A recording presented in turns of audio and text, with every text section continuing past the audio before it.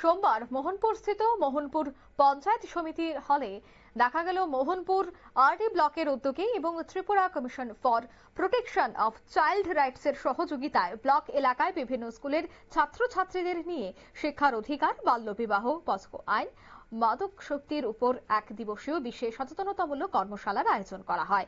এই অনুষ্ঠানে প্রধান বক্তা হিসেবে উপস্থিত ছিলেন শিশু অধিকার শিশু সুরক্ষা কমিশনের চেয়ারপারসন জয়ন্তী দেববর্মা, মোহনপুর পঞ্চায়েত সমিতির চেয়ারম্যান রাকেশ দেব, মোহনপুর ব্লক কর্তৃপক্ষ, ব্লকের বিভিন্ন পঞ্চায়েত প্রধান, ইউপি প্রধান, এছাড়া ব্লক এলাকার বিভিন্ন স্কুল থেকে আগত ছাত্রছাত্রীরা।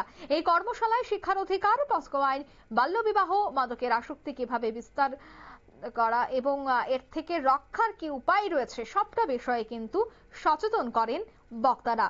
সে বিষয়ে কি বলছেন শিশু সুরক্ষা কমিশনের চেয়ারপারসন জয়ন্তী দেববর্মা, শোনাচ্ছি। অংশগ্রহণ করে মা বাবাই হোক অথবা যে কেউ, তাদের অবশ্যই জরিমানা আছে। জানো কি জরিমানাটা কি? 1 লক্ষ টাকা জরিমানা এবং 2 বছরের জেল। ঠিক আছে? এবং প্রশাসন আমরাও যদি জানতে পারি বিয়ে হচ্ছে এই জায়গায়, তাহলে বিয়ের দিনও কিন্তু আমরা ছেলে মেয়েকে তুলে নিয়ে আসি এবং মেয়েকে বিভিন্ন।